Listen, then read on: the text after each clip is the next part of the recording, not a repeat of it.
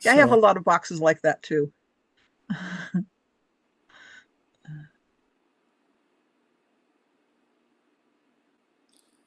oh, that's great. So Yeah, I have a lot of boxes like that too. it is letting me live stream to YouTube right now. It had limited me before.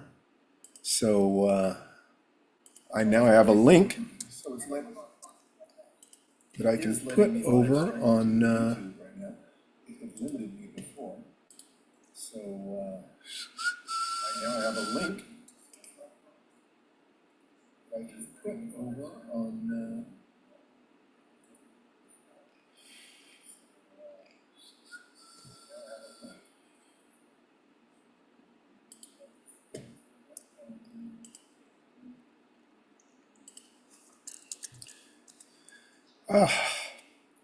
I like streaming if I'm in a live stream. And yes, my voice is my voice is rough. An odd thing. I am now walking without a crutch, without a cane, around the house. Going outside the house, I would use a cane. Up and down stairs, very, very, very carefully. I have some thoughts on that, but here's the thing. It seems that as soon as I got myself in the path where I'm doing the things I need to do, I'm just not necessarily doing as much of them as I need to do, or with the intensity that I need to do them. As soon as I actually, okay, I'm doing the things, the amount of energy output that my body is requiring to heal skyrocketed. So I have to be much more careful with my energy, but there are advantages to that. I don't take as much bullshit from people as I used to. I've really been noticing that it's like I'm thinking, why am I doing this? So let's see. Start a post. Life Writing Live, 9/5/25. And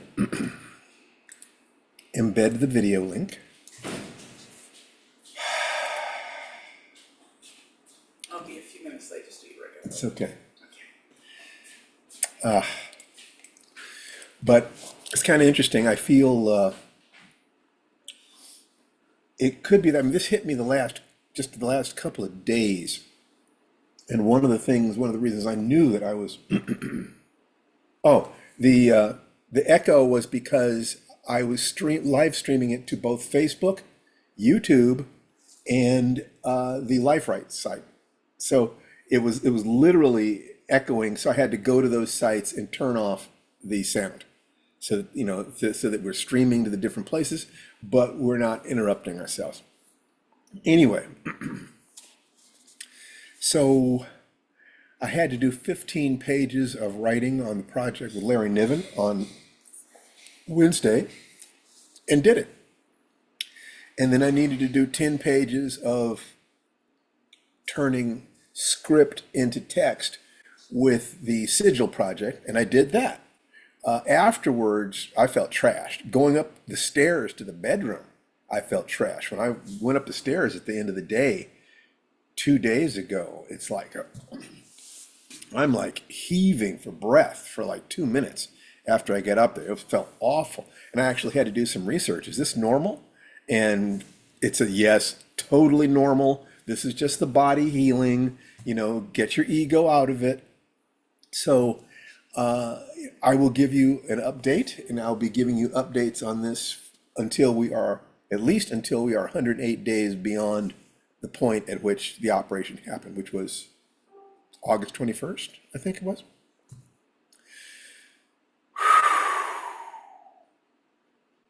15 days ago? 16 days ago. 16 days ago. Woof. Anyway, so voice is a little rough, but the brain feels right on track. Everything feels good. My mood feels good. My general energy is better. I understand it. That every day my body is running a marathon, and then everything else I'm doing is on top of that. So it's not surprising that I would have some issues. I can see how people's egos get them in trouble, though. And there really are people on YouTube who have these channels basically treating healing from hip surgery as an extreme sport. You know, see, I'm dancing a polka 2 days later. It's like my attitude is sort of like this person is in trouble. You know, it is both a very common psychology among certain kinds of extreme athletes, but you know, as an angel told me, my war is over. You know, I got the things I needed to get from extreme physical practices. There's, for all practical purposes, there's nothing there for me that I need to risk hurting myself for. I can actually use those things as healing modalities now, which is what I'm doing. I'm looking forward after these 108 days, however, to being able to ramp up the intensity. But I will, I'm going to be using this time to consciously step into the next entire phase of my life. So it's going to be interesting. Tananarive Du just entered the waiting room. Ooh, that's nice. The Tananarive Du? Say not so. Still not quite camera ready, but I will be. And there she is. And it's 12 noon now, and we are streaming all over the place, which is great. I mean, I love that. I wasn't able to do that for a while due to some sort of a limitation thing. Possibly I was using copyrighted music, and they didn't like that, so I will turn off the music before I start to stream. Because being able to stream it to YouTube and then grab that link and put it on Facebook and the Lifewriting site, chef's kiss. That's exactly everything that I wanted. I don't have to back it up on my computer. Tananarive can back it up. That's fine. She can do it Yeah, on I her. back it up on my Fathom program. That's good. So anyway, let's get started with this. Welcome to the September 5th edition of Lifewriting Live. Every week on this show, we examine the technologies that grew out of life writing, which was the observation that you could use the hero's journey to not just write a story, but to understand your life itself. In fact, I've bet a lot that the hero's journey, if it is a reasonable representative of storytelling around the world, is actually the efforts of the elders of the village to tell the younger people of the village, this is the pattern of life, so that you can look at it like that. And for decades now, I have operated under that hypothesis and performed a lot of practical experimentation. So I would say I look at it like a theory right now. As a general pattern is just superb. So anyway, I would love for everybody to unmute yourselves and say hello, and we'll just get started as soon as Tananarive is ready to go. We will get into that. So unmute yourselves and say hi. Hello, Hi. everybody. Hi, everybody. Hi, Yeah. everybody. Good to see everybody. We've Nice missed you to the see last some couple of familiar weeks. faces. Happy birthday, lovely. Anna. I love your icon of you. That's beautiful. That's great. So, Tananarive, where are you? And are you ready to go? Just putting on my face, you know. Okay. And So why don't you go into sort of a lecture, whatever lecture you have prepared, and then we can do the official life writing opening when I'm ready well, to let join. let me get over there so I can tap into that official opening when you are ready.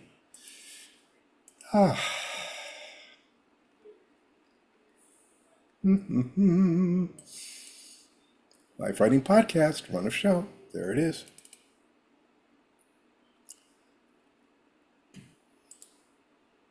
Please stand by. There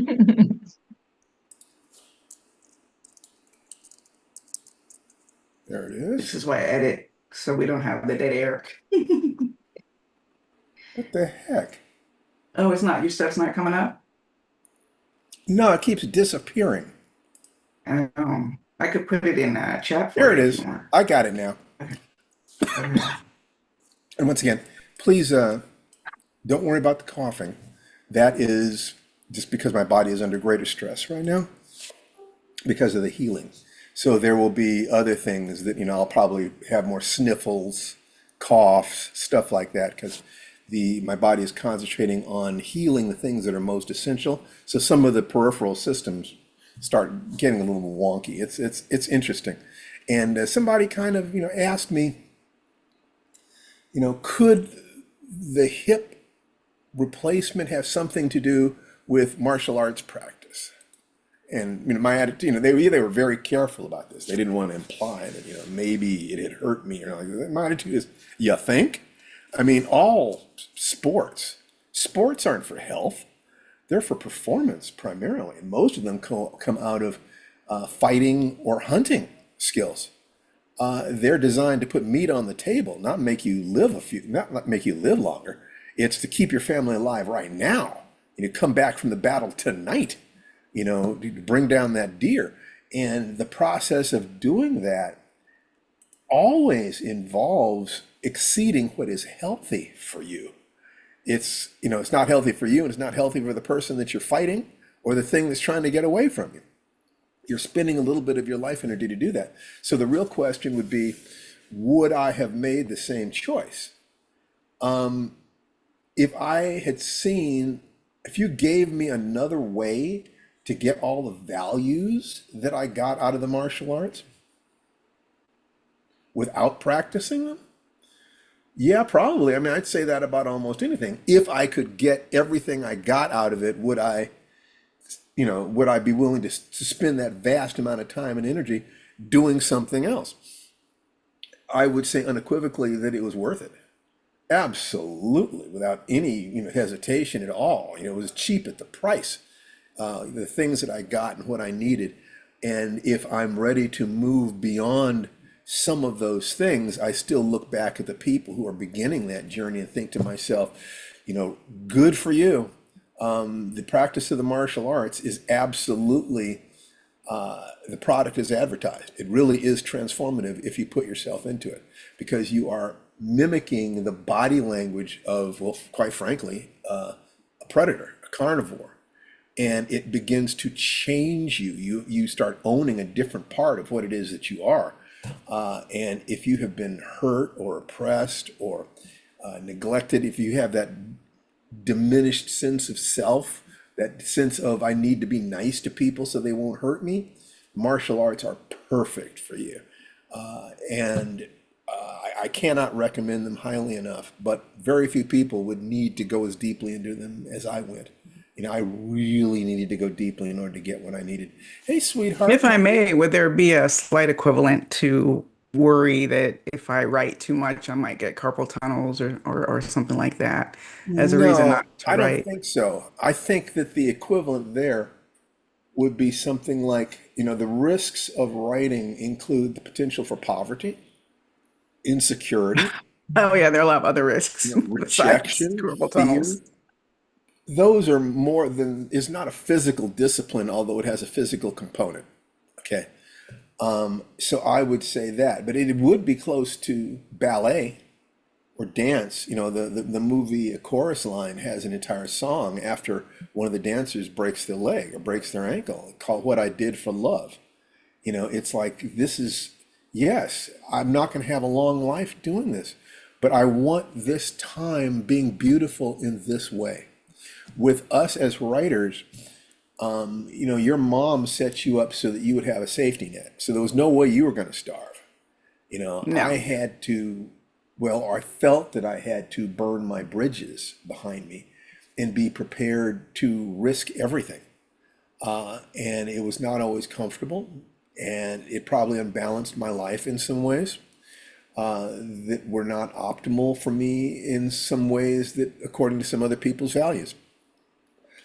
But one of the reasons why I've always respected your mom is that she laid out a course for you that would enable you to go as far as your heart could carry you at a reasonable amount of risk. If you weren't able to make money writing, you had a job and you could teach. You could work in the newspaper and you could teach. So you And for had all two. we knew, journalism was a very stable field. Well, I think that People it worked. still is. I think it When still I is started, for people who look at it right. People still desperately need news, but the way the organizations are structured are different now. So it's not what I mean is when I started as a journalist back in the Stone Ages, that was a place you could retire from. Like you could right, start working as an intern, right. work your way up to wherever you wanted to be, and get your 40-year watch, you know. Yeah, I don't know And in whether fairness, there are a lot of business models that no longer look like that. In fact, many of them no longer look that's like kind of that. what I was saying. I don't know if journalism is any less stable than other fields. Yeah. Maybe it is, but I literally don't know. Ann O'Connell said, I suspect that writing is a profession has more psychological effects than physical ones. Yeah, I made a conscious decision around age 12 not to pursue a dance career because even if you're good and hard work, it takes extremely good luck and persistence to be self-supporting as a dancer or actor or almost any performing art. I think that any art, because everybody would love to make a living expressing themselves. I mean, everybody would love to make a living doing something they do for free. That is a blessing beyond belief. I can worry at times about the bills and this and that, but I also know I can giggle about the fact that I got to spend my entire adult life doing what the hell I wanted to do. And And I it's have to like, give a shout out to your daughter, my stepdaughter, the great Nikki Barnes, who yes, has, great and powerful. we went to her recitals for her plays and her singing when she was young. And, she's a grown woman right now. I won't get into that, but she still goes out. She does the audition. She stays booked doing community theater. So she found her path, which was I don't want to rely on the arts for my income. The Yeah, arts she is got the that way from her I mom. sustain myself spiritually and Her, and creatively. her mom is a fine artist, but she saw me struggling and she did not want that for herself. So she made sure that she had something balanced and art became kind of a hobby. For Nikki, Nikki would like to be kind of halfway between me and her mom. She wants the stability, which only makes sense, but she also wants the artistic expression and she would like to do it professionally. So, when we think about what it is that we're doing or what's going on, as we will talk about later on, we are definitely keeping in mind the fact that we want to create opportunities for Nikki and Jason as well as for ourselves and others. It's interesting. So, Nick, You Tina, ready? You ready to let's do the podcast opening and the whole big let's do show the and the podcast. shebang? Okay, and then let's get into the big show, if you know what I The mean. big show. You all don't know what we mean when we say the big show, but we know what we You can mean. probably guess right now. The big show. Ready for the big show? Okay, you ready, honey? I'm going to count down to a rosebud. Rosebud, welcome to the Life Writing Podcast, where married authors and screenwriters Stephen Barnes. And Tananarive do talk about writing during stressful times, breaking into Hollywood, and balancing life. Every episode will share more tips on how to build a better life while you create your dream projects. Even if it's only at the rate of one sentence a day. Life writing is the application of the tools of writing to life and the tools of life to your writing. That's how you do it. Welcome, everybody. Welcome, welcome, welcome. This is Life Writing Live. We have a Zoom audience right here in our massive studio. It's huge, huge. We served a barbecue lunch to everybody. Hope there's enough food to go around. And Leon, you've got a little barbecue sauce on your lip, dude. oh, sorry. Yeah. On the right side. Leon, it's just So, oh, it was Leon. yeah, Okay. Leon. Okay, So, okay, good. It's all good now. without any further ado, no pun intended, why don't we talk a little bit about, I don't know, what's going on?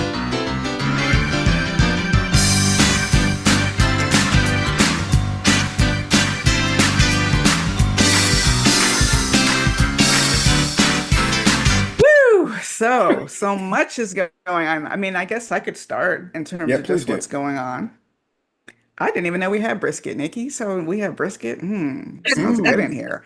There was a little So, bit of people bringing their own dishes to share. It's just of our course, audience is potluck, very potluck. giving. They're sweethearts. Who knows what we got in here? Let me dig in. So in a few days, I will be heading to the Universal Studios lot to take part. I don't think it's a secret. They didn't tell me it was a secret. So I'm about to tell everybody I'm going to the Universal Studios lot to interview the star of the new Monkey Pop Productions film, him, Rosebud, to interview the star of the new Monkey Paw Productions film, him, and his name is Tyreek Withers. And what's great about that is that Steve and I co-wrote two segments of horror noir for Shudder AMC, and he was not in our segment, but he was in one of my favorite segments, which was called Bride Before You, and it's a historical piece, very, very different role, not nearly as buff as he got for this part. So, of course, part of what I want to talk to him about is preparation for the role. Although I try to come up with questions, not everybody is going to ask.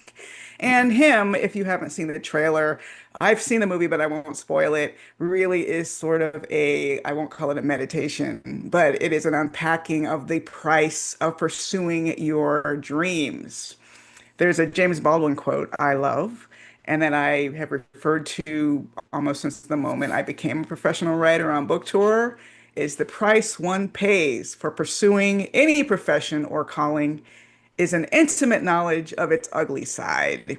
And that was what I would use to sort of keep myself in check, keep myself from becoming a diva, keep myself from getting annoyed over the small stuff that everybody did. Oh my God, they're not spending enough to promote my book. They didn't put a billboard up in Times Square about my book, all that stuff. It's like, well, yeah, guess what? You reach your dream and then you take off your rose-colored glasses and you put on your big girl panties and you deal with reality. So I'll be talking to him, and of course, I'll be also talking to the director, Justin Tipping, which will be very exciting to me in terms of where this story came from, because I watched his first film, Kicks, which is sort of a coming of age drama that on the surface has nothing to do with him and the imagery you're seeing in him of the lead actor sort of on a football field covered in blood with his arms spread like he's Christ on a cross. So it's going to be fun to go out and talk to them and be a part of that junket. And I'm looking forward to it. So what about you, darling? Well, the single most important thing, and everything else has to connect with this, is the healing process. And I wanted to tie this together with the question of the day. I'll put the question of the day into chat. Boom, boom. Boom, boom. By the way, I also put into chat a really great video of 100 different Stoic quotes. Anyway, the question of the day, and I've talked about the methodology, where these questions came from. There's a part of me that wants to say, I went to this old man on the mountain and they gave me, this book that had these 34 questions. But it ain't that, but it's kind of similar to it. And today's question, the fifth question, is what comfortable lie am I telling myself about why I can't?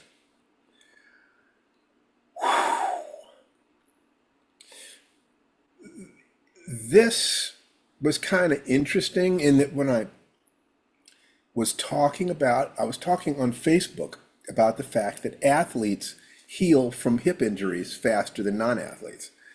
People who are in shape heal from surgeries faster than people who do not. And immediately a couple people jump in, well, it's because they've got these big circles of professional techs and medical people and coaches and this, that, and the other. And I thought to myself, you're missing the point. The lie would be that you need a team of experts around you to get started or excel. The truth is you need to excel before you can attract a circle of experts.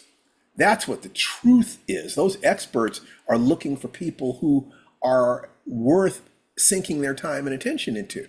You only prove that by doing everything you can do where you are. So I wrote this thing. So, too many people do not want to take responsibility for themselves. They point out that athletes heal from hip surgery faster, and non-athletes will change this to professional athletes and say it's about their support team. Here's the problem. Amateur athletes also heal faster. Therefore, further, professional athletes don't get there because of a broad collection of support experts. They earned and attracted that circle of experts by vast amount of solitary sweat and tears. They train when no one is watching, study their opponents and sweat to outwork them. I've known people went from amateur to professional and they had that obsession that drove them when others quit. And most of them become excellent, but not that elite thing called professional, unless and until their solo efforts. Sometimes a parent or school coach might discover and support them, yes. But at least half were simply obsessed, attracted the attention of those with the power to make larger things happen. It starts with you, not your team. Look at Think and Grow Rich. The steps are passion, dealing with fear and focus, quieting your negative voices, studying your field and craft, making definite plans. I'm going to be the champ. And then taking relentless action. If you get into the top X% of those amateurs, you compete to demonstrate your skill. And if you're good enough, you'll get noticed. You'll get lifted up to a new level, which can be, by scouts from people from the pros. This can be humiliating because you were the best of the amateurs and now you're the least of the professionals. These people, as well as your teammates and therapists and sponsors, are your mastermind. So you take a look, the mastermind is late in the process. When I went to Larry and said, hello, Mr. Niven, I'm a writer, and he said, all right, tell me a story. What he was asking is, have you done your work? Have you done your work? In the martial arts, it's not the people who come to the class every day as much as the people who take what they learn in the class and go home and practice it. I would imagine that in almost every discipline, the people who excel are the people who had the attitude, one way or the other, by hook or crook, I'm going to make it. And they burn themselves up in the fire of their passion until that torch, that fire attracts the attention of someone else who is burning. And they recognize your fire because they're on fire. And that now you have the chance of finding an ally who can help you, but you have to do the work yourself. And this is what I do not see from so many people. They think that it's just going to happen accidentally or randomly. No, it happens because you decide that this is who you are and you're going to go all the way with this. And then you go to people and say, I've done my work. Look at what I'm doing here. Can you help? T, you've been nodding your head. Is there something you wanted to say about any of this? Yeah, actually, you saw me nodding. Well, I just think it's interesting how, on my end, with that James Baldwin quote, the intimate knowledge of the ugly side is, in some ways, you could look at it as the polar opposite of yours, which is what is preventing you from even pursuing that dream. But I think if you link the two together, the work, some people might consider that the ugly side, Some people might consider an ugly side that you have to have sore muscles, that you're going to have to deal with, issues sometimes with the joints, or like if you're pursuing something in athletics, that is a part of the process of pursuing your dream. So I think it's all about not giving ourselves excuses to turn away from the dream. Now, Him is all about, the movie Him is really more about, is the dream worth it? And that's not what we're talking about. We're talking about regular people, like our listeners here, like all of us here in the studio, eating barbecue. We're talking about that tendency we have that when the going gets tough, we might tell ourselves a lie to keep from pursuing that dream in the first place. It could be that there's an ugly side we haven't thought about. It's like, oh no, it's too much. Or it could be we're lying to ourselves about who we are and what we're capable of. But it's all about the dream. Stephen Bauer said there's no real difference in that between investing in your future, what most misname savings, versus buying lottery tickets. I could not disagree more. Well, wait, calling you out. Investing in your future, whether it's seeking to become an athlete or seeking to become a writer or seeking to become rich over time, is all those things are influenced by you. You can't guarantee success, but you can look backwards at the people who succeeded and say they all have these things in common. And you can perform the experiment. If I do those things, will I start getting different results too? Once you buy a lot, there's nothing you can do. Buy a lottery ticket, that's pure chance. Success in life is not pure chance. Bringing home venison is not pure chance. There is skill involved. Being able to guarantee you're not guaranteed to bring home that meat, but Steve, every hunter Steve. knows that the better you are at hunting, the more your chance of bringing home that deer. The better you get at writing and marketing your writing, the better chance you have to succeed. Now, I will say that people who have not succeeded in these things will often have the attitude that it's all a crapshoot, that it's just luck, that unless somebody helps you, you're lost. That is a very, very common attitude. But that's absolutely anathema to everything that we're talking about here. If you want luck, show me where. If you want to test luck, show me where you've applied the magic formula and what happened along the way. That you can trust the odds. Playing lottery is a lot like playing slot machines, but life is a lot more like poker. It really is. There's both odds and skill and psychology involved, endurance involved, nerves, all of those things, which is why so many successful business people love playing poker, because it is a practice of those same sets of skills. But at any rate, go ahead. There's people are typing. There's something interesting going on. I was wondering if Steve wanted to be highlighted and come chat to you Oh, about it rather than that would be fine by me. do you? All right, hold on. I'll highlight in chat. Ads. Okay, so you're highlighting. Okay, great. So make your case. So He's not my making a case. my case was exactly what you said, but apparently I suck at communicating because what I said and what you heard were opposites. Okay. So you So said what you my said my was my point is that people who look at success as being a crapshoot is the same as buying a lottery ticket.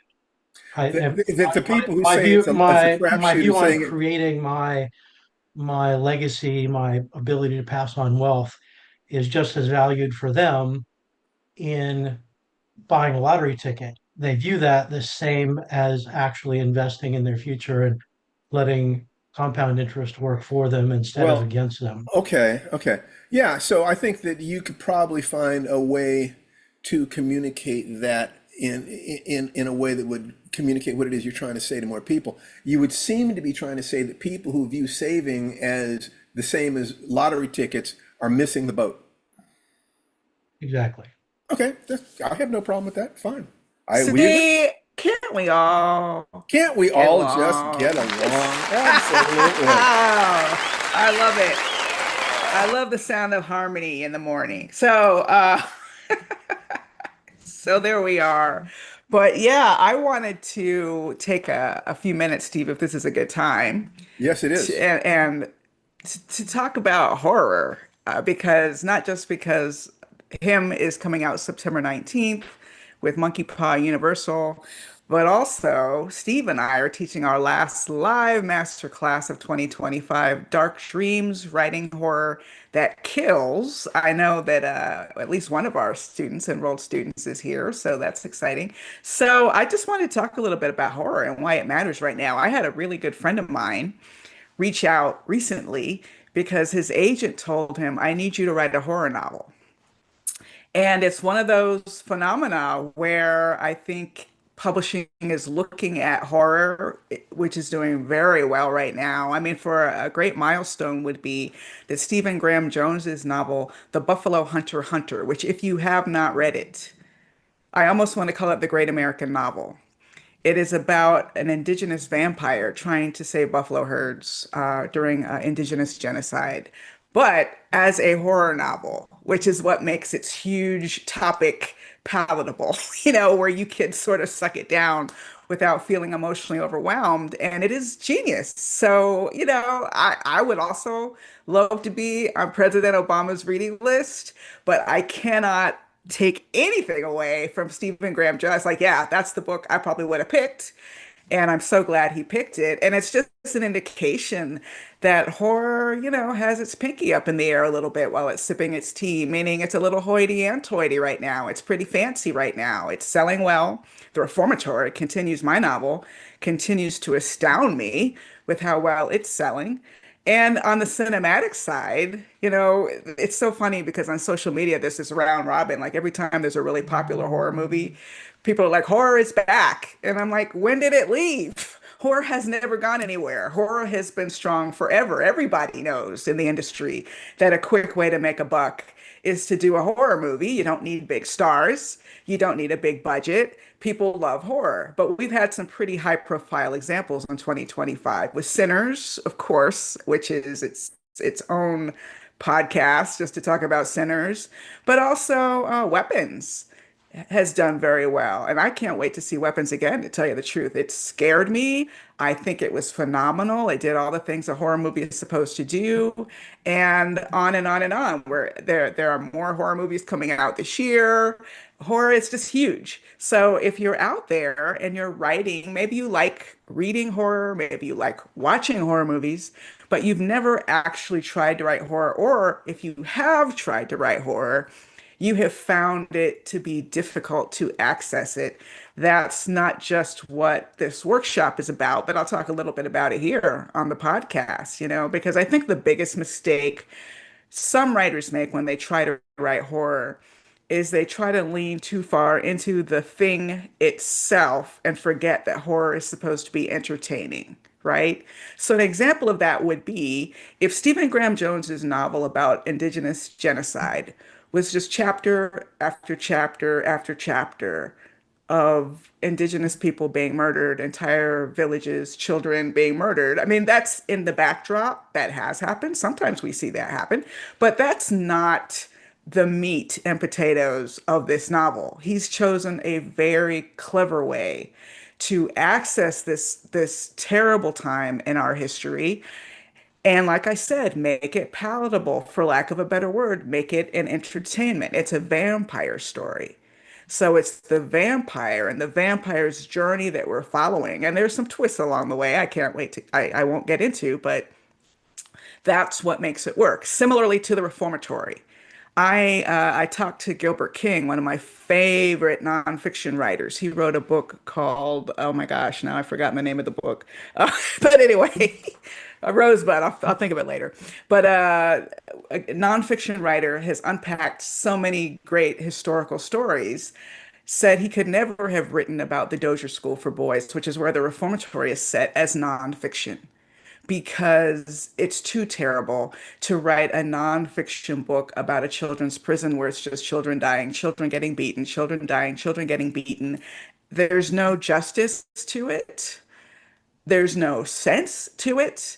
And that's one of the things that I've always loved about horror. I think it's what my late mother, Patricia Stevens Dew, who was a civil rights activist and the first horror fan of my life, really loved about horror, was that she could take the horrors that she grew up with during the Jim Crow era, which was daily dehumanization, and the violence that she both witnessed and experienced during the civil rights era, which is why she wore dark glasses until the day she died because of tear gas, jailed, my aunt kicked in the stomach, left the country for a long time. So my mother went through a lot.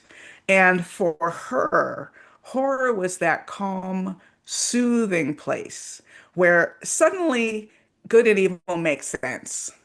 Monsters, there are the monsters, and there are people fighting the monsters. It's pretty cut and dry. It's pretty black and white. And even if the protagonist doesn't win, there's a journey of survival. There are efforts to survive that serve as a roadmap in daily life. And I can testify as a witness that when I have been through the worst times in my life, and I mean the absolute worst times in my life, I can still rely upon my writing, which is almost always horror, and horror viewing and reading to help sustain me. Now, when it's really bad, I also need a little comedy. I'm not gonna lie. I have to remember, yeah, you need that stand up. You need to laugh, not just be scared. But that is the function of it for me and the function of it for so many artists. And I think to get back to my original point, sometimes when newer horror writers dive in, they dive in too close to the sun in terms of too close to, well, for lack of a better term, trauma porn. And when you read trauma porn, you know you're reading trauma porn because, for example, the horror would be watching villagers slaughtered page after page after page. But that's reality. We don't need to watch a village slaughtered. That's not fun to read. That's not fun to watch. But if you had a vampire, and if you had a vampire with an attitude about it and a vampire who's trying to do something about it, that's different. It gives you the emotional distance to look at the true events, but through a prism that is more comfortable and more accessible. So, yes, you can feel the horror, and you know on one level that you're feeling the horror because that history is so real. But on a page by page level, that's not where the horror is necessarily coming from.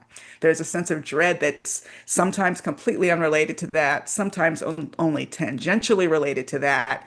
And that's my sweet spot, as a writer. It's just enough of the real history, just enough, but the rest is imagination and it's fantasy and it's removed from our reality. I mean, I found that in reading the stories in the Stephen King anthology, The End of the World as We Know It, Steve and I wrote a story that we've talked about called The Boatman. And story after story after story, it's different takes on very well trod ground because we've all read The Stand, but people have found their own little corners. And I have to tell you, it's the weirdest thing that against the backdrop of our political climate right now, and so many things that are horrifying on a realistic level, the latest of which would be Robert Kennedy and the CDC and the pseudoscience and conspiracy theories that have taken over policy, health policy, to the point where the Western states are now a coalition of their own to deal with health policy. Like that kind of stuff really scares me because I don't have COVID amnesia. I remember how many people died during the initial COVID outbreak when there weren't any vaccines available. And when you're in an environment where people are denying the power of vaccines, then it looks like that door is about to open up again. Here we go. Let's gear up for those hospitals to be flooded. And it's just scary. It's just scary. And I find that reading these stories set in the world of an imaginary plague is weirdly soothing. It's weirdly soothing because no matter how bad it is right now, it ain't that bad. It's not Captain Trips. It's not killing literally almost everybody.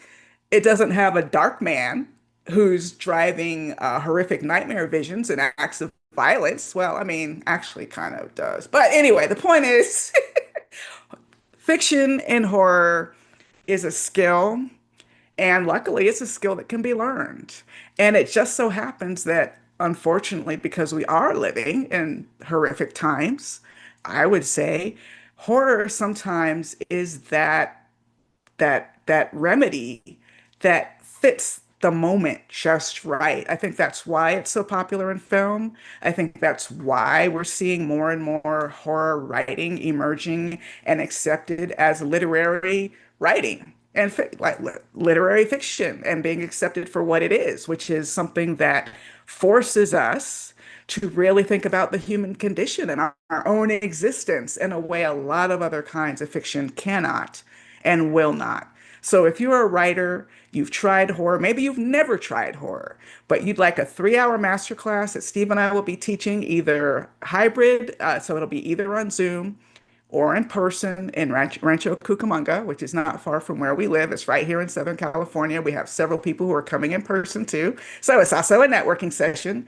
But I think one of the things I'm also most proud of is that with our courses, we've now started offering a workshop called Lifewriting Professional. And both of us have taught in writing workshops over the years. I used to teach in an MFA program for about 10 years.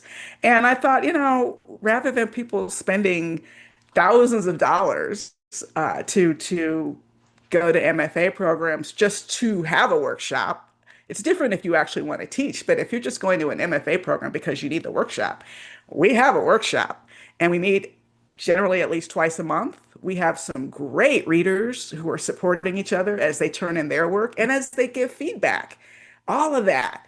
And because our price for the course also reflects the fact that you are getting a membership in this ongoing workshop. We've also thrown in a bonus, which we did not offer at our lower price, which is a one-on-one consultation with me or Steve for 30 minutes to talk about you, talk about your work, talk about your career.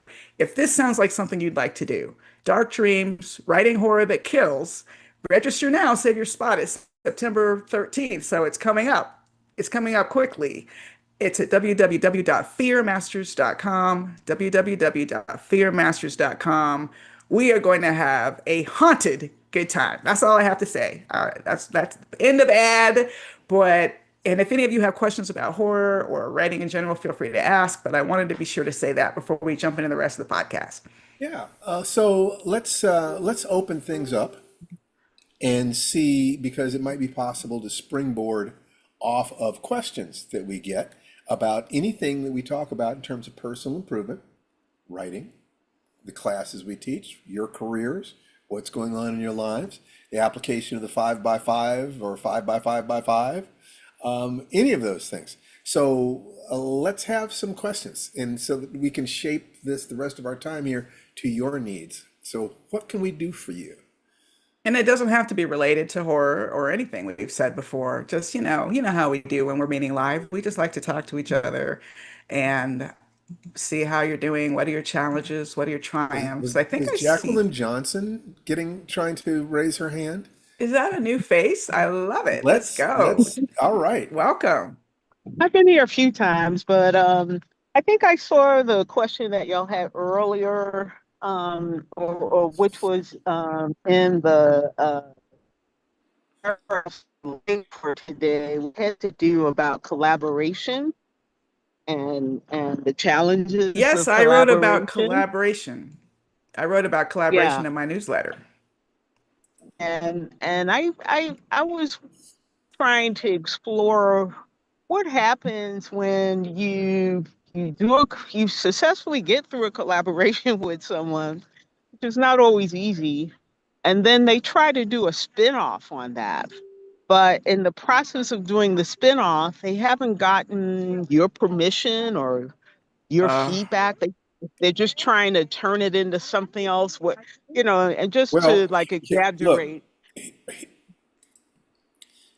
that if you didn't have sucks, first legal of all. protection, if you did not have a formal contract, then in all likelihood, all you know is this is not somebody you want to collaborate with again. Did you Yeah, collaborate? it's a Did you lesson. collaborate with them on a story? What did you collaborate with them on? They had written a poem, and I also do fiber art. So I did a quilt illustrating their poem, and we published that in a journal where the specific issue was about collaboration. So they wrote their piece, I wrote mine.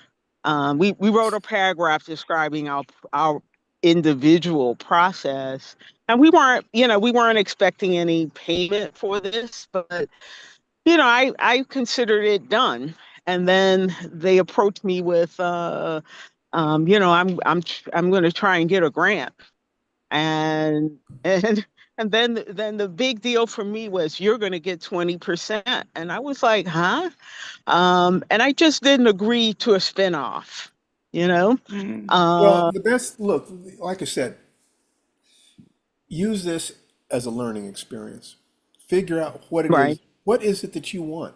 Where do you want to be in your career 3 years from now? And will chasing and getting into a fight with this person help you get where you're trying to go? Is it really, or is it just like, oh well, and you go on and do something else? Yeah, I'm not interested. We're making the same $3 each. Yeah, I Mm. think what Not this worth of what this tells you, I think, is you need a contract next time that covers things like this. Yeah. This is why God made right, lawyers. God, however much God may have regretted making those lawyers later right, on. This is Yeah. when there's money on the table, right. people see things differently. It's probably not worth your life energy to go chasing after it. Probably let it go. and go on to whatever you want to do next. Now, we can Right. support you in creating a game plan that will take you where you're trying to go creatively.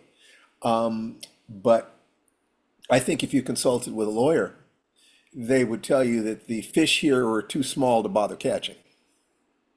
Right. Right. Yeah. No, Would I, I don't. Oh, go ahead. I was just going to ask you a question. Is this someone you considered a friend?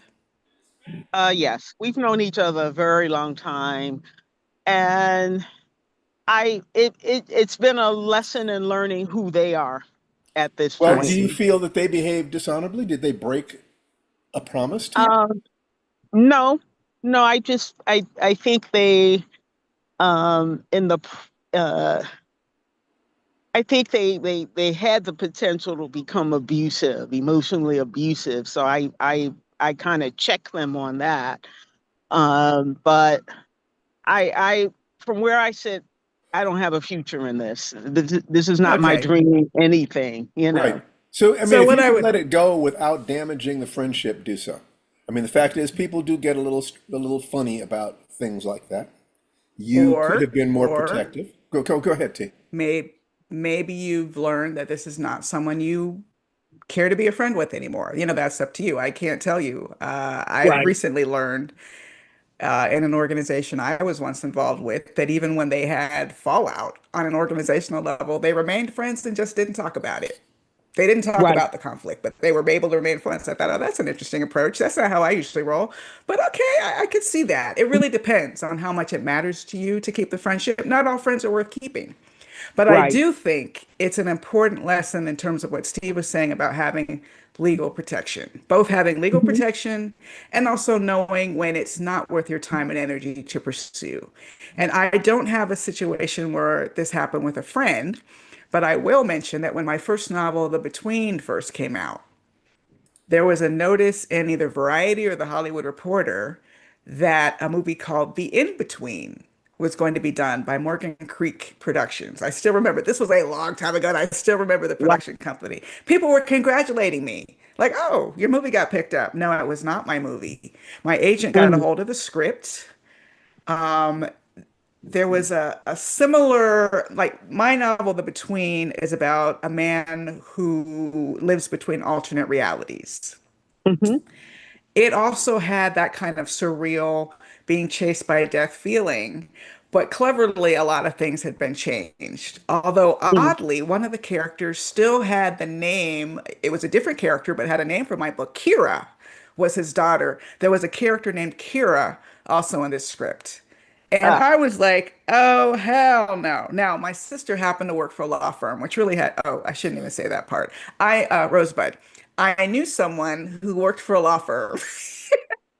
And even though I like you.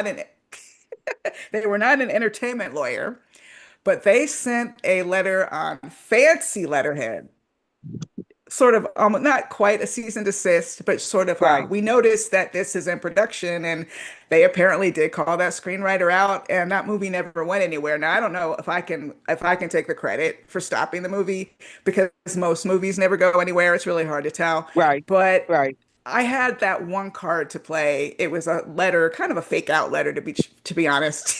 I wasn't right, prepared to back it up with anything. I didn't have any money to back it up with anything. Sometimes you can't even do that. Sometimes you're just like, wow, like especially in like medical cases, that's an even better example when you feel like a doctor was at fault for something that went wrong. And who doesn't? Okay, who doesn't feel like there's a doctor you could sue? But at a right, certain point, you really have to ask yourself, is it worth my time and energy to try to pursue this via legal channels? Or am I going to have to breathe and meditate and pray through it, take it as a lesson, and move on?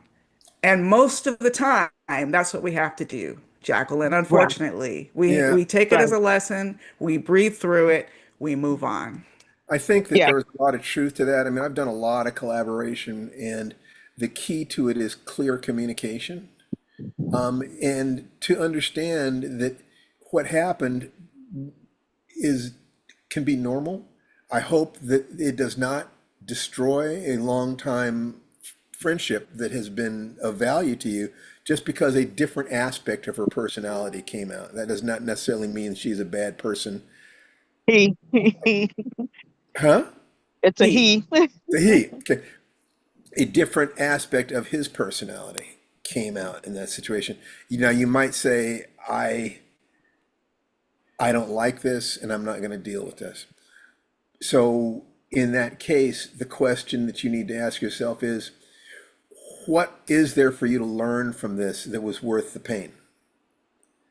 Mm, And okay. if you can find that, if you can find what could you have done differently to keep this from happening, if you focus on that, then the next time you won't make this mistake again. You'll make new mistakes. But what could you have done to prevent that? I would say that a simple contract, agreeing to split all the rewards and that either one of you has the right to then go and do whatever you want to do with it later on. Or that you split everything down the middle and that neither of you can use it without the agreement of both. But that's the kind of thing that goes into contracts, and it's why contracts are 50 pages long, because there are all Right. sorts of different things that go in there. So I would say that your best bet is something very similar to the way I reacted when I was in high school and had an idea for a television episode stolen by 20th Century Fox. Uh, Oof. and I saw it, I pitched them an idea when I went in there for a screen test. And a number of weeks later, there was my idea on the screen. And I could have felt anger. I could have felt disgust, any number of different things. As far as I can see, the most positive response was the one that I had. Of course, that's according to my values, so I'm not patting myself on the back too much. And that response was, I have ideas worth stealing. Interesting. Because I know I've got a lot more ideas. I got infinite ideas. If I tilt against the windmill called 20th Century Fox, what am I going to get? What's the end game there? Does that get me to where I want to be in 3 years, 5 years, 10 years? Does it? If it doesn't, don't do it. Right. And Play to and win. that's what I was going to say. Yeah. Sorry. I was going No, to say no, that not at I all. was hoping you would bring that story up, Steve, You because bet. I think Jacqueline, that's the most positive thing. The outcome for you is to realize, my ideas have more value than I thought they did. You weren't even thinking about money when you Now, started just for this. the sake of fun, you want to know why that theft of my idea was especially painful looking back on it today? We just got finished directing our first movie. There Hmm. is a way that it's like, oh, we could have been doing this. Nobody told us Mhm. that.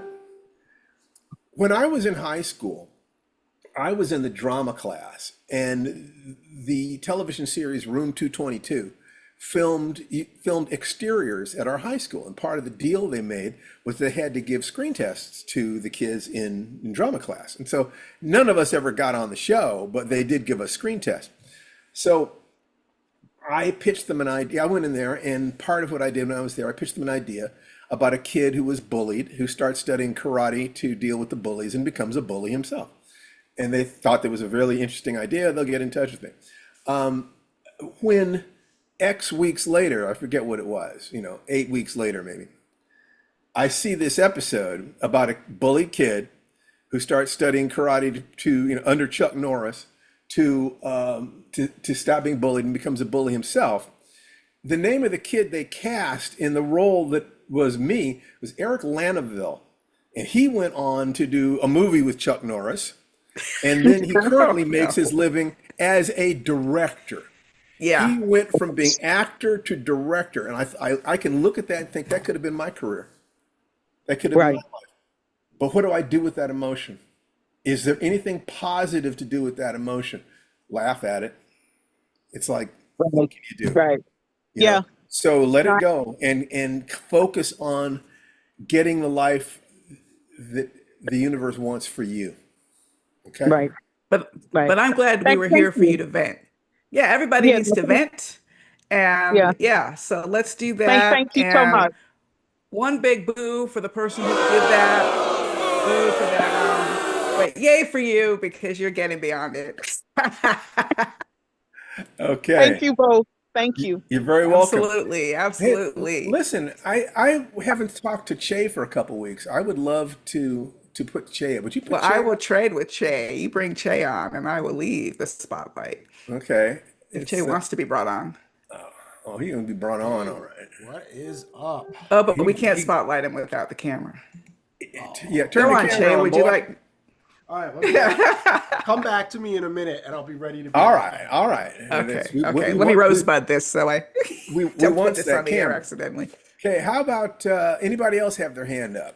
Because otherwise, volunteer or you will be voluntold. And let's see. And if you Who? ever don't want to be on the podcast, just say rosebud before you come on, so then we'll know you're a rosebud. The rosebudders don't want to be in a private conversation, How about Madeline? semi-private. Madeline, would you like to talk to us? Yes? No? Maybe? Three, two, one. Okay, I Absolutely can't. not. Hi. Hi. No, Okay. no, I'm Yes. there. I'm just Yeah, dealing with technology. it's okay. Turn on your camera, sweetheart, so I Oh, can. you know, I need to pull over so I can do all that fancy stuff. I don't want to put you at Okay. any risk. Let's not do Okay. that. She's driving. Let's go to Che, Che's and here. then we'll Che's get you here. back. We'll I'm get you happy to back have you come back though. when you're safe. Che, Yes. how you doing, buddy? He's in Rosebud. Wakanda, I Your see. your I'm in Keegan Michael Wakanda. Keys looking self. I'm over here in the ancestral plane. Yes. Great. Good for you. Yeah, yeah. It's good to be back in the house here. Yeah, I've been like kind of getting bulldozed by real life stuff. Yes. I've been trying, but on the other hand, in addition, I've been really trying to focus on like how you say just like persistence, right? And so I've been, I was looking at the 5x5 stuff, and before even like moving to like any of I'm still trying to look at my goals and do my breathing. Okay, so That's great. Steve, can you do a quick explainer on the 5x5? Were you going to do that? Okay, sure. Okay, so the 5x5 is 5 deep, slow, diaphragmatic breaths, preferably smiling, 5 times a day.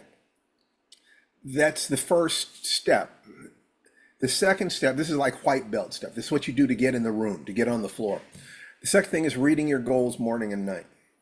And the third thing is you share your results with a mastermind partner. Could be a friend, lover, partner, anything, but you, and if you don't have any of those things, you can publish it on social media.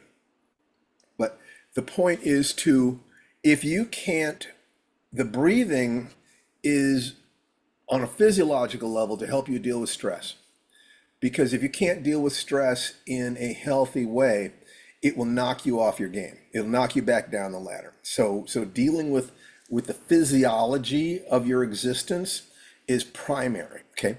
Reading your goals is confrontational as a mother, because it's like you're hit with all this, imposter syndrome stuff and guilt, and I should be doing this, I should be doing that.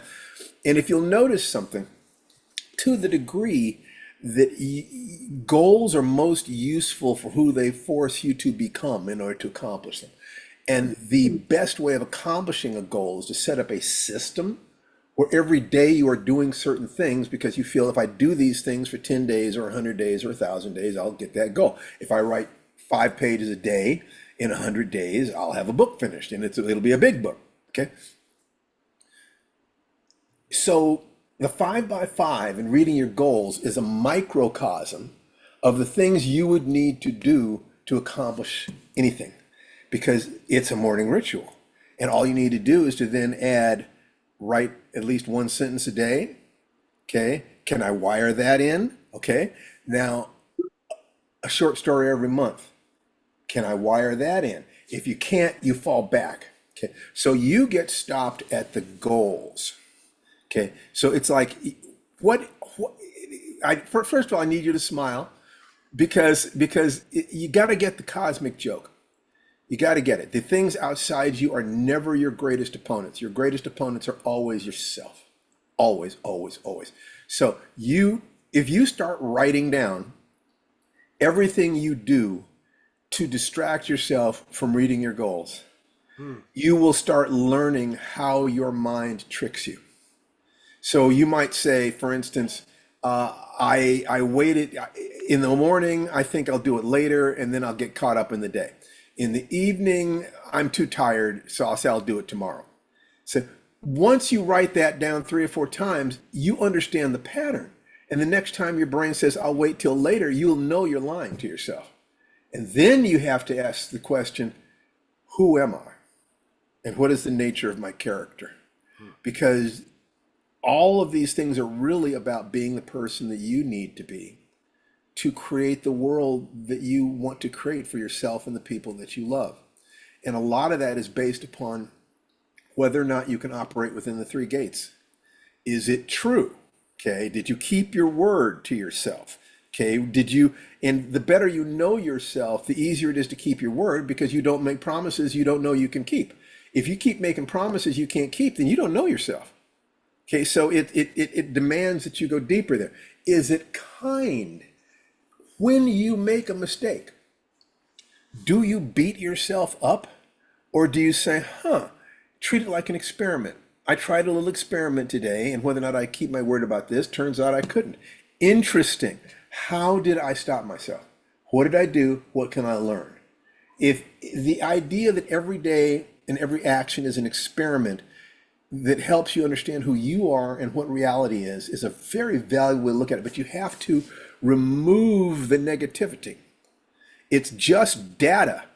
If it's more than data, then you get to ask, whose voice is that in my head?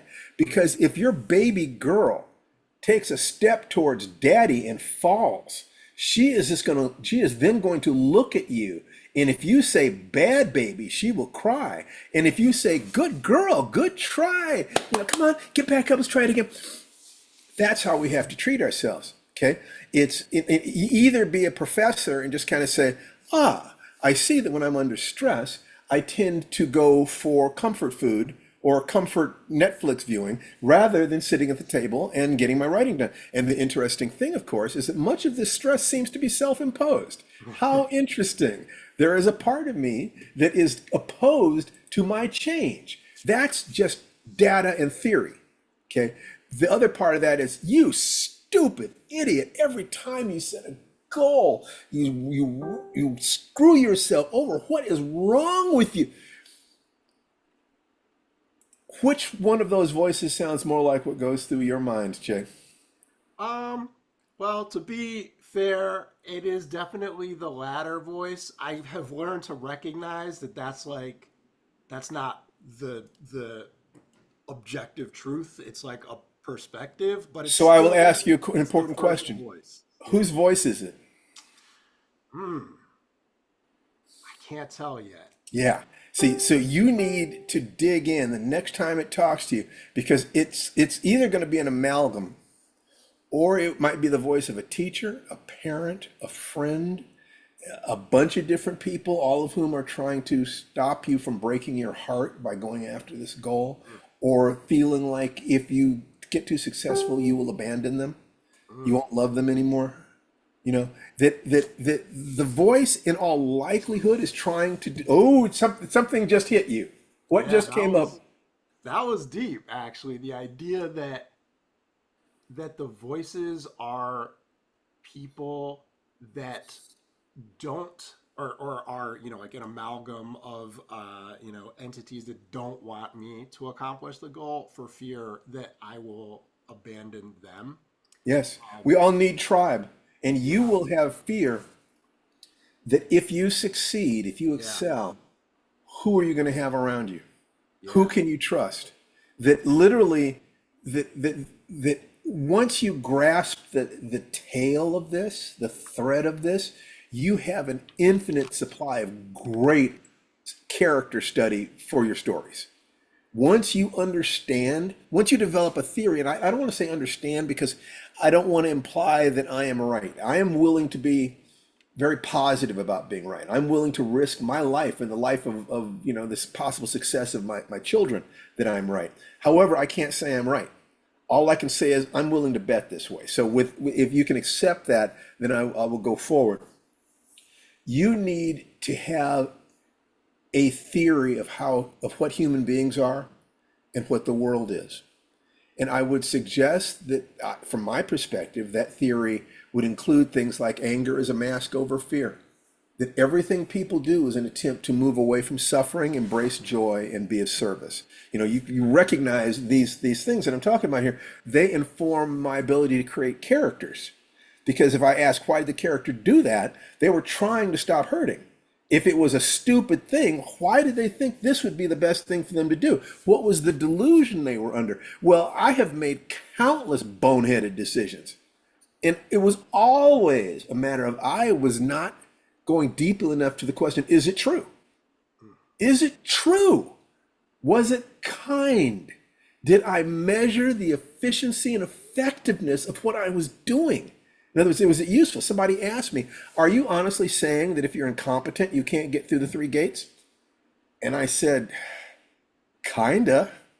I'm sorry to say that, but in life, if you're going to bring food home to your children, what you're doing, it better be effective.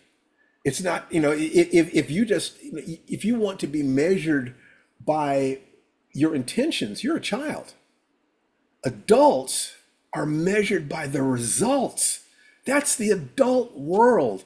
And somehow you have to protect your child's heart, but understand, on the other hand, that the world only cares about results. When you find somebody like I found in Tananarive, who we look at each other and we say, we are both giving 100% of what we have to being excellent. Let's try walking the path of life together. Then I get sick, and I had a hip replacement surgery. I'm on my back. I can't function. And every guilt thing in my head comes up because our partnership on one level was based on us being a hunting pair. But Tananarive's attitude is, you're my man. I love you. I know what you'd do if the position was reversed. She takes care of me. There's no quid pro quo once you're in the relationship. No, there's just love my bro. That's right. No quid pro quo, just love my bro. There you go. So toward yourself, you have to both love yourself completely and demand that you tell the truth and that you measure the usefulness of your practice. In other words, did you get the result? If your result is to write a sentence every day, did you do it? Yes, no? That's an objective reality. If your thing is, did you write a story a month and send it out? Yes, no? That's objective. It has nothing to do with how you felt. It has nothing to do with anything except did you or did you not keep your word to yourself? This is where the rubber meets the road. And I feel from you that you're the kind of person who would be so much fun to sit down and have, a root beer with. Did you have a beer? I have a ginger ale, whatever. But I mean, it's just by chance you're not wearing your T'Challa shirt. That's with right. That's right. Your Wakanda background. You guys are actually like where, twins. where do you live, by the way? I'm in Brooklyn. You're in Brooklyn. Aw. Because if you were here in Southern California, we would have figured out a way to have you over to the house. It's for a writing salon or attend one of our workshops in person. What you're going through is the very human thing of how do you move from one level to the next. And my guess is you're a highly competent and highly accomplished man in many ways. And you have carried the additional burden of being disadvantaged ethnically in America. So had you been white, my guess is you would have achieved at least 25% more than you have. That was the tax. And if you have internalized that, you might not forgive yourself. But then the danger would be then projecting anger onto, white people. And the answer for that is to laugh and say, yeah, but we would have screwed them over just as badly. So it's like you got to get to the point where you can accept yourself, love yourself, and be able to love and accept others while at the same time having that ferocious hunger for life, that patience my ass, I'm going to kill something attitude every day when you wake up. So it's like, what step am I going to take today? I do not get out of bed until I have figured out what I can do for my life, what I can do for my family, my son, and on Fridays, what can I do for my students? What can I do for you guys? What can I offer? What can I honestly do that? And I will stay there until I have an idea of those things. And when we talk about the 5x5, that creates the opening. The 5x5x5 is you add to that 5 solid minutes of consideration. So if you move between the three centers, and I think the 3 centers are more primary than the 3 gates, because the 3 gates come out of the 3 centers. In other words, I connect with my belly brain, my urge to survive, and all I have to do that is slow my breathing until my hindbrain overrules me and says, "Breathe, goddammit." And then I go into my heart. You know, the body wants to live, the heart wants to love. You start by loving yourself, and then by loving the people around you, your sweetheart, your family, and that makes you feel like I need to create safety for them. I want to hunt and gather and build for them. I want to build a safe community for them. Now you bring in your brain. How do you do these things? Okay, so it's what is true, what is kind. You know, what's true is the belly brain, what is kind is the heart, and what is efficient or effective is the mind.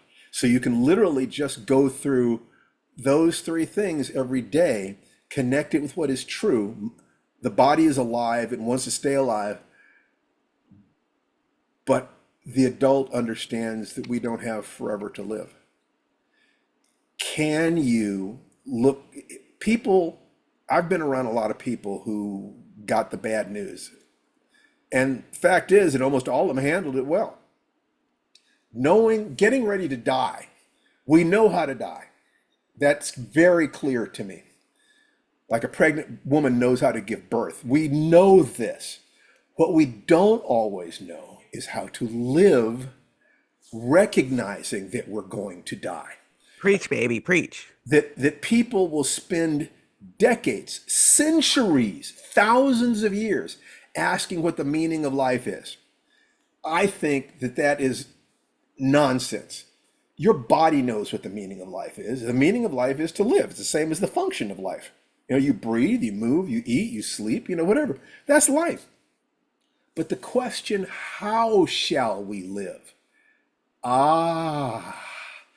That is all the world philosophy and religion. That is worth spending every day of your life chewing over that. How shall I live best? And one of the things that happens is to understand how we shall live, you have to understand what goes on that stops us from optimally expressing ourselves. You know, because I think that the ideal person would be an Olympic athlete who loved everybody in the world and was a billionaire. I mean, you know, they're producing products and services that everybody wants because they're so wired in, right? What stops us from performing at that level? In microcosm, you get that every day. So if you can simply look at what stops you from being the best you can do and fulfilling these things here, you have just understood the human race. You know, if you rail at the other political party or at this or at that, but you have not dealt with the analogs of those lies and cruelties and inefficiencies in yourself, then you know why you're angry with them.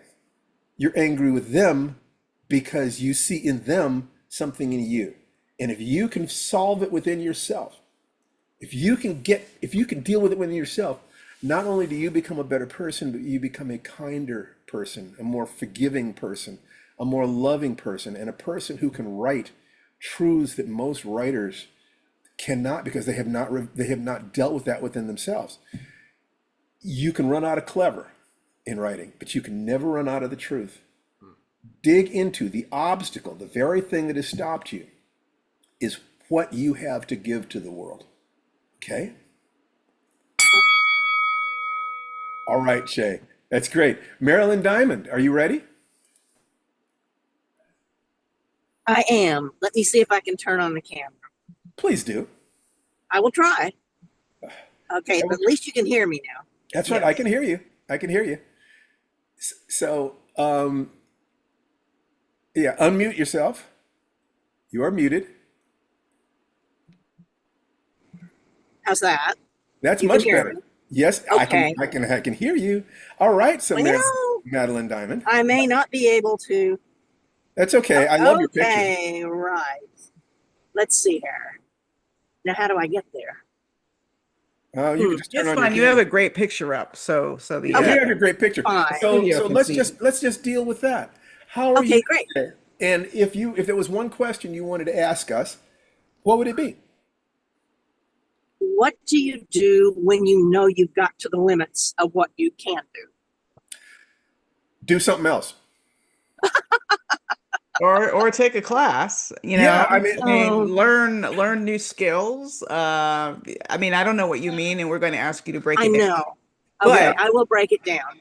yeah, All right. Yeah, break it down first before I go off on a Yeah, tangent. because that's like, no, class isn't where we need to go here. I mean, and I love classes and I take them all the time. Where I am right now is my editor has blocked off a certain time for me to get my book to her. And I have done my sentence a day. I've done my 1,000 words a day.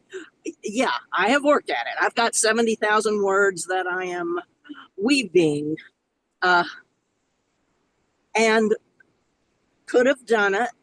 I mean, I've worked at it every day, and I reached the point this week where I was exhausted. The other thing I've got going is someone very dear to me has cancer. I hold their powers of attorney. A medical power of attorney, durable power of attorney. Complication. They were diagnosed just before they were incarcerated. Oh, I have spent the last 5 months trying to get medical care for this person. that And is so hard, and I am so sorry. Okay, so let me it is horrible. So let me between stop- these two let me horrible stop you. things, yeah, okay, Because got it. the answer is that you're stressed out. I am totally stressed out. You're totally but stressed I have out. to keep function. I am still functioning. But I am here still you- poking these people. what you need to do is first, when the cabin is depressurized, you put on your air mask first. Right. Do not put it Okay. on your kid first, or you both die. So Right. yes, you want to take care of this person. That is an honorable obligation, but you take care of yourself first. And your creative life is part of your self-care. So Mhm. you block off an hour out of every day belongs to you, period. Now, if you Right. look at that and you say, how much time per day would it take to get this done in the time frame? You'll have an answer to that. But one of the things that is true is you said that you're tired. That's real. Exhausted. You don't push through being tired. You rest. When you're tired, rest. Rest. And I don't want to say anything to put your book deal in jeopardy or any of that, but authors turn in books late all the time. It Well, is, and publishers also delay books even if you turned it in on time. So Yeah, you better listen to what Tananarive just said. If they needed to delay something, they would. You need to Mhm. understand that you don't have more obligations to others than they have to you. That your Right. primary obligation is take care of yourself, and then possibly your incarcerated and ill friend, and then possibly getting the book in at a particular time. But if you step back from this and realize first, rest. yeah, that you can't. I mean, what is the deadline? she's got another book that she has to start by the 20th. I'm at the point where today I'm going to contact her and say, can't do it. How much of it do you want right now? Well, I need, You know, that we is a need, good we need you to option. answer the question, how long, what is your deadline? My deadline. Okay. Yes. First of all, I am indie published, so it's whatever Mhm. the hell I want. Mhm. But I am dealing with her schedule, and Who's she her? says, my editor. Okay.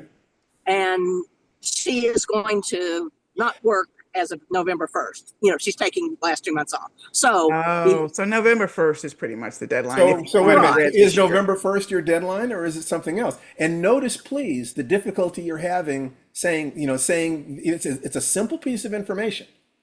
So mhm, why are we having these other conversations before that information? I can feel your clarity is something that you need right mhm. now. You need greater All clarity, right, probably right. So caused if by the she's stress. So what is your deadline? Give us a number. Oh. Give us a date. Okay. Well, I've been thinking a lot about that. And though I want to publish the book this year, it's not the end of the world if I don't. okay, so So if are you saying you have no deadline? Yeah. Yeah. Oh, okay. My deadline is what I want to do. And All right. oh, Okay. that's So coping given and so given coping that, with but her you, schedule. see, you started this by implying that there was a deadline, and that deadline even gave you more pressure because you're also trying to take care of your friend. And now it turns out that there is no deadline. So my guess is this: you do this to yourself a lot, don't you? Oh, I absolutely do. And my careers revolved around deadlines. Okay. Yeah. No, no, what no, I'm what I'm deadlines are what I Must great. be done by this date. No, deadlines are probably my most useful tool. I have said many Mhm. times that the reason it took me 7 years to write the reformatory in part is because I didn't have a deadline. But there Mhm. is a time when we can weaponize deadlines against ourselves. And so I think this Yes. is one of those times so where you you Right. need, like Well, Steve said, you need to prioritize your frame of mind, your healing, and give yourself permission to finish it later. so if you spend an right. hour every day working on your book, how long would I'm it take you to finish it? okay. I, her next opening is October No, no, no. I 15th, and I asked could you how definitely. long it would take you to finish it if Okay. you spend an hour a Okay. day. And I need All you, right. I need you to focus. I need you to focus, and I need part of you to observe the conversation. So Mm-hmm. that what we're saying to you is what you need to start saying to yourself. So going back, if you spent an hour a day working on your book, how long would it take you to finish the book? And I want nothing, if you can give me nothing except a direct answer to that question, it will be great. But if you can't, notice the circumlocutions that you use. So I go ahead. need to do the math again, but I think 3 weeks. 3 weeks I could have it ready to go to her. Okay. Wow. All That's right, cool. great, fantastic. Do you know So how many writers listening to this would kill to be 3 weeks away from finishing their book? yeah, And and so I'm spending basically, multiple hours every day. But so if yes. in 1 hour a day, you can have it finished by the end of September. Is Yes, that I could. accurate?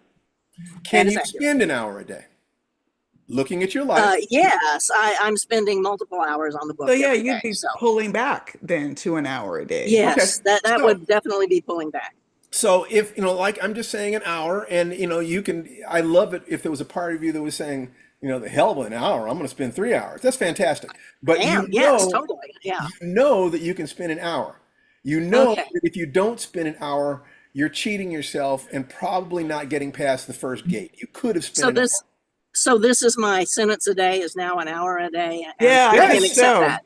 Your Okay. Yes. your sentence today is an hour a day, which is pulling back. It's Mm-hmm. giving you more time to both exercise self-care and also deal with the bureaucracy of the prison system, and God only knows what so-called medical treatment Oh they can. God. Oh And God. Oh remember that if God. you don't take care of yourself, you will not have the energy to take care of your friend. There is Yes. literally no universe in which you're so busy driving that you can't stop to get gas. That your Oh, writing yeah. That is totally is me. connecting with the life force within you. Yes. So in an hour, we as a group can support you in this. That Mhm. if you can spend an hour, is that an hour 5 days a week, 6 days a week, 7 days a week? What is it? Six. 6 days a week. Six. Okay, Six. so an That's hour, fine. 6 days a week. So if you make a commitment to spend an hour a day, 6 days a week, and then come here and then raise your hand and say, we would like you to report back to us how you did on that. I would also Okay. like for you to do the 5 by 5 to be able to, I. take 5 Yeah. deep breaths 5 times a day to be sure that you're engaging your stress coping mechanisms properly. Okay. Yes. And Yes, then I'm read doing your that. goal morning and night that you're going to spend an hour every day, 6 days a week, working on this book, and you're going to be finished by September 30th. Right. Yes. Which May is I Okay? throw plenty one of more? time. Yes, Yeah. of course. May I throw one more thing in Please. that's one more thing that chases me? Okay. So yes, I am a woman in America, been a single mother, and there were all the days of you have to go to this job. The kid needs this. The kid needs that. You know, and there was this core in me that says but I want to write. Yes. And so there was part of me that was grabbing at that. And then you notice that, you know, when things are kind of looking good for your art or something important to you, then awful things tend to happen. Oh, But I it wouldn't know isn't just anything about awful that. things, darling. Good things will Okay, happen good to things distract too. you. Stuff But happens. That's the but magic formula. It I absolutely recognized that happens. early on. And so in those times, I would say they are not taking my writing away from me. Yes. Whatever this is, no matter how much I love them, whether it's wonderful or horrible, they are not taking this away from me. So Well, that I is what's love that. chasing me. That you've clung to it that way. That's similar to what my stepdaughter has done and clinging to not letting go of her acting. Like she's not going to stop acting like so many people. It would be much easier to do that. You Right. know, But and then so she could, yeah. I think what happened though is that you have held to that so tenaciously Yes. that it grew a bit unbearable for you. Like it wasn't an hour, it was several hours a day. Yes. Whereas your nerves and your emotional state can only support an hour a day. And so you got out of balance and holding on, I think, And too tight. and there can be So let it go a little there can bit, be let it go a little bit. there can be another thing too. If she spends several hours a day, then that could have been her safe place where she began Uh-huh. to Uh-huh. go. And if she Right. only has an hour a day, it feels like, why should I bother? I can't get to my safe place in an hour a day. Mhm. So you kill what is good in the shadow of what is perfect. You can't get to that perfection. Exactly. Exactly. So Okay. so that perfectionism of, if I can't get everything I want, I won't do anything. If I don't have time to work out for an hour, I won't do Yeah. a single push-up. Right. You do what you can do where you are, and if you do that, you have been honest with yourself. And you have engaged that magic formula, that thing of having a map or model of what to do, taking daily Mhm. action, feeling gratitude to counter the fear and to develop faith, being clear on your goal, crystal clear, and being sure that all of this is in alignment with your heart. 1 hour a day will get you finished with this book by the end of September. I Mhm. would think that there'd be a part of you that says, hell yes. Okay. Yeah. Hell yes.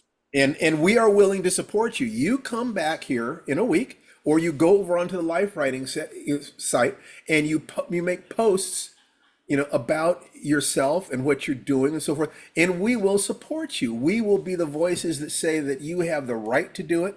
And for every reason, yourself, your children, your incarcerated friend, the world needs you, but more than anything, you need yourself.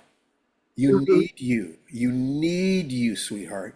And the And life writing site, I'm sorry to interrupt. I just no, people please. listening, they're like, what life writing site? Well, we do. We have our own social media site where people who are just like you, they're strivers, they're writers, they're dealing with their challenges, they're trying to stay motivated. Go to www.lifewrite.com, Lifewrite, lifewrite.com. Almost 400 people in this community. That's right. Not And it's kidding. free. And Yeah. we intend for it to always be free. We make money selling courses. We make money selling books. We make money working in television. We want a safe and free space where we can teach people who are getting started, who don't necessarily have the resources to do those things. And anybody who knows us, you're right here on this thing that we're doing right now for free. It doesn't cost anything, and we hold nothing back. You could ask us anything. We will give you anything we've got during this time that we have here. So join that community at lifewrite.com or my mailing list, StephenBarnesList.com. And I have a mailing list, TananaReeveList.com, where we will remind you to join the LifeWrite site and also remind you that we do Life Writing Live every Friday at noon Pacific, 3 o'clock Eastern. That's how we have this great studio audience, and you can be a There you part of it. go. So T, is there anything you wanted to say to it's time for us to start wrapping things up? Well, I hope we didn't cut Madeline off when we started telling people how they could join the LifeWrite site, but it sounds Madeline, like is there anything else that you need to say? Thank you. You're she's very got it welcome. under control. Hey, you are going to write the heck out of that book. I am. So with that motivation, why don't you all listeners go out and make yourself the hero or heroine in your own story? The hero in the adventure of your lifetime. Bye-bye, To everybody. the podcast, and the rest of Bye. you here in the studio audience, unmute yourselves and everybody say goodbye, because the weekend is Bye-bye. here. The weekend. Bye. Bye. Bye, everybody. Take care, everybody. Love you guys. Thank We'll you, see you next guys. week.